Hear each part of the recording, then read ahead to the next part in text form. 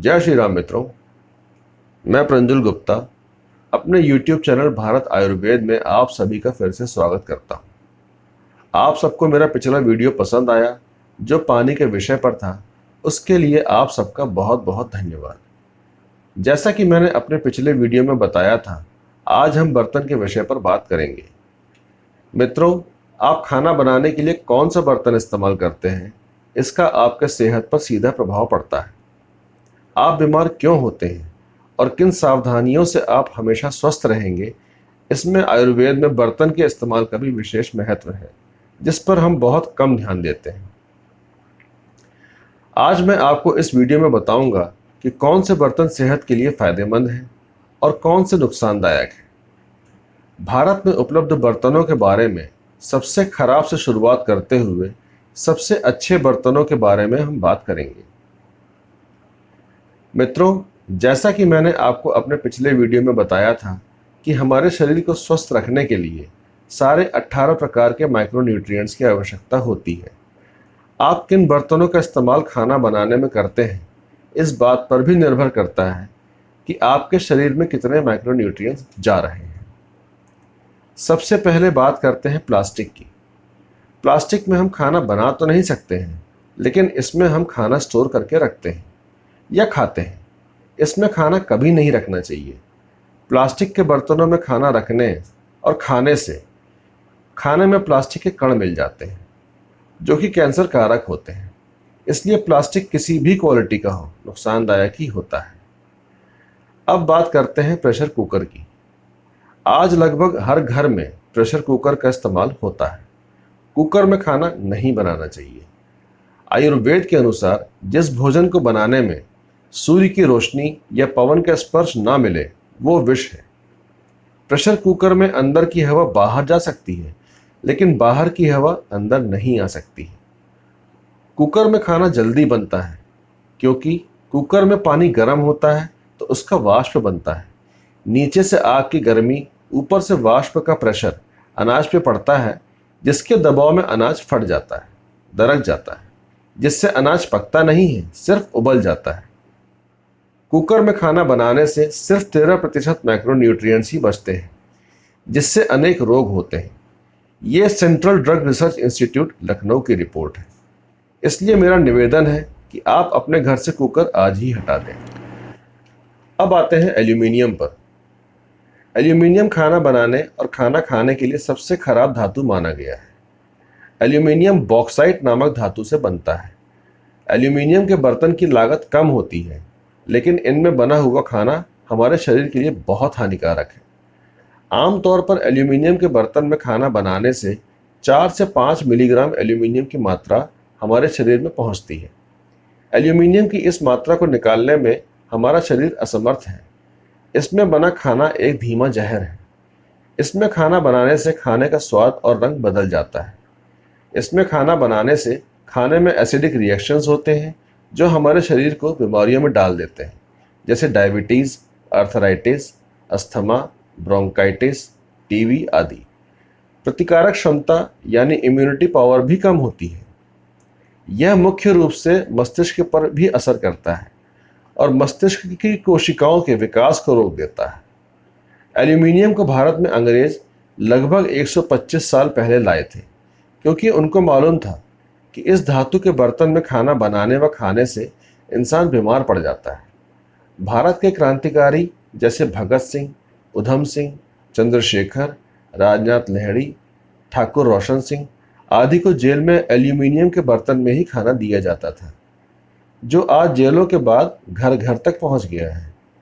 Aluminium के बर्तन में खाना बनाने से खाने में सिर्फ 7% माइक्रोन्यूट्रिएंट्स ही बचते हैं। ये council of science in industrial research Bhubaneswar की रिपोर्ट है। अब आते हैं नॉनस्टिक कुकवेयर के विषय पे। टेफ्लॉन की परत चढ़े नॉनस्टिक बर्तन अनेक स्वास्थ्य समस्याओं का कारण होते हैं। टेफ्लॉन कुछ तापमान को तो सहन कर लेता है, लेकिन ज़्यादा अधिक तापमान में इसकी परत टूटने लगती है। ऐसे में भोजन में परफ्लूओरो नामक केमिकल मिल जाता है। इस केमिकल से दमा के लक्षण उत्पन्न हो सकते हैं। इसलिए नॉनस्टिक बर्तनों का भी उपयोग आज से ही बंद कर दीजिए। मित्रों, आज सबके किचन में स्टील के बर्तनों का सबसे अधिक उपयोग किया जाता है। स्टील को खाना बनाने के लिए बहुत सुरक्षित बताया जाता है, लेकिन ऐसा नहीं है। स्टील के बर्तनों पर ऑलिव ऑयल, कॉर्न ऑयल, कैलोना ऑयल की कोटिंग होती है, जिससे इसकी दरारें भर जाती हैं और ये बैक्टीरिया को बढ़ने से रोकता है। लेकिन जब आप इन्हें बार बार इस्तेमाल करके धोते हैं तो ये कोटिंग धीरे धीरे हट जाती है और इसमें दरारें आ जाती हैं। फिर इसमें सर्वोलिना, लिस्टीरिया और ई कोली जैसे छोटे छोटे बैक्टीरिया अपना घर बना लेते हैं। अब जब आप स्टील के बर्तनों में खाना बनाते हैं तो स्टील का तापमान बहुत तेज़ी से बढ़ता है और ये बैक्टीरिया आपके खाने में मिल जाते हैं और फिर इसे खाने से ये बैक्टीरिया हमारे शरीर में प्रवेश कर जाते हैं। ये यूनिवर्सिटी ऑफ टोरंटो, कनाडा की रिपोर्ट है। स्टील में खाना बनाने से एवं खाने से खाने में क्रोमियम, सल्फर, फास्फोरस और निकल मिल जाता है, जिससे शरीर में कठोरता आती है, जिससे जॉइंट पेन, हार्ट ब्लॉकेज आदि की समस्या होती है। क्रोमियम लिवर और किडनी को भी खराब करता है, इसलिए स्टील के बर्तनों का भी इस्तेमाल नहीं करना चाहिए।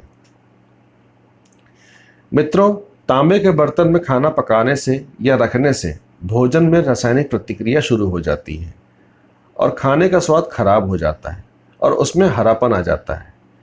इसे खाने से मिचली आना, उल्टी होना, चक्कर आना, कमज़ोरी होना, पेट खराब होना आदि समस्याएं होती हैं। इसलिए तांबे के बर्तन में खाना नहीं बनाना चाहिए। खासकर खट्टी चीज़ें कभी नहीं पकाना चाहिए। वैसे तांबे के बर्तन में कलई करा के खाना बना सकते हैं व खा सकते हैं, लेकिन तांबे का इस्तेमाल ना ही करें तो बेहतर है। तांबे के बर्तन का इस्तेमाल सिर्फ पानी पीने के लिए कर सकते हैं, जिसकी जानकारी मैंने पानी के नियम के वीडियो में दी है। मित्रों, अब हम बात करेंगे लोहे के बर्तनों की। लोहे के बर्तन में भोजन पकाने से खाने की पौष्टिकता बढ़ जाती है। लोहे की कढ़ाई में सब्जी बनाना व तवे पर रोटी बनाना फायदेमंद होता है। इससे शरीर को आयरन मिलता है। एनीमिया के मरीजों को लोहे के बर्तन में पकाया हुआ खाना खाने से लाभ मिलता है। लेकिन लोहे के बर्तन में खाना रखना नहीं चाहिए। खाना बनाकर उसे दूसरे बर्तन में रख लें, वरना खाने में आयरन अधिक मिल जाता है, जिससे खाना काला पड़ जाता है। अब बात करते हैं पीतल की। पीतल के बर्तनों में खाना बनाने से खाने की पौष्टिकता 93% रहती है, इसलिए इसमें खाना बनाना चाहिए। पीतल के बर्तनों में कलई करवा के इस्तेमाल करना चाहिए। आयुर्वेद के अनुसार पीतल के बर्तनों में बना भोजन शरीर के लिए बहुत अच्छा बताया गया है। कांसे के बर्तन में खाना बनाने से खाने की पौष्टिकता 97% रहती है, इसलिए यह फायदेमंद है। इसके बर्तन खाना खाने के लिए अति उत्तम है। लेकिन आयुर्वेद के अनुसार कांसे के बर्तनों का उपयोग रविवार और एकादशी के दिन नहीं करना चाहिए। मित्रों, मिट्टी के बर्तनों में बनाया हुआ खाना सर्वश्रेष्ठ है। इसमें खाने की पौष्टिकता 100% रहती है। इसमें खाना बनाने से खाने का स्वाद भी बढ़ जाता है। मिट्टी के बर्तन में बनाया हुआ खाना खाने से कोई भी रोग हो धीरे धीरे अपने आप बिना किसी दवाई के खत्म हो जाता है। मिट्टी के बर्तन में खाना धीमी आंच पर ही बनाना चाहिए, वरना बर्तन टूट जाता है। मिट्टी के बर्तनों में तेल का इस्तेमाल नहीं करना चाहिए, क्योंकि तेल मिट्टी के बर्तन में समाहित हो जाता है और फिर धीमे धीमे मिट्टी की पौष्टिकता खत्म होती जाती है। इसलिए दाल बनाने के बाद अगर आपको छौंका लगाना है तो दाल को दूसरे बर्तन में डालकर फिर छौंका लगाइए। मिट्टी के बर्तनों को धोने के लिए किसी भी प्रकार का साबुन का इस्तेमाल नहीं करना चाहिए, क्योंकि मिट्टी साबुन को सोख लेती है और फिर उसमें खाना बनाने व खाने से साबुन के हानिकारक कण खाने में मिल जाते हैं, जो शरीर के लिए बहुत नुकसानदायक होते हैं। मिट्टी के बर्तनों को कुनकुने पानी से साफ करना चाहिए।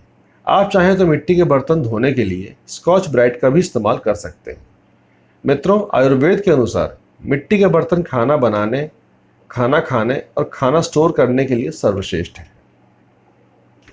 मित्रों, अंत में मैं सिर्फ यही बताना चाहूँगा कि खाना बनाने के लिए plastic, pressure cooker, aluminium, non stick, steel और तांबे का इस्तेमाल ना करें। सिर्फ पीतल, कांसा और मिट्टी के बर्तन का ही उपयोग करें। खाना रखने के लिए प्लास्टिक, एल्यूमिनियम, नॉन स्टिक, तांबा, स्टील, पीतल और कांसे का इस्तेमाल ना करें। सिर्फ मिट्टी, कांच और चीनी मिट्टी के बर्तन का ही इस्तेमाल करें। और खाना खाने के लिए कलई वाला पीतल, कांसा, मिट्टी, चीनी मिट्टी और कांच के बर्तन का ही उपयोग करें। मित्रों, अगर आपको मेरे द्वारा दी गई जानकारी सही लगती है और फायदेमंद लगती है तो मेरे चैनल को लाइक और सब्सक्राइब कीजिए, जिससे मेरी आगे आने वाली वीडियोस आप देख सकें और लाभ ले सकें। और मेरे चैनल को अपने दोस्तों, रिश्तेदारों से भी शेयर करें, जिससे उनको भी लाभ मिल सके। आज के लिए बस इतना ही। और जानकारियां लेकर मैं अपने अगले वीडियोस में आऊँगा। आपको कोई भी डाउट हो तो कमेंट में जाकर आप पूछ सकते हैं या बता सकते हैं। मेरा अगला वीडियो तेल के विषय पर होगा। धन्यवाद। वंदे मातरम।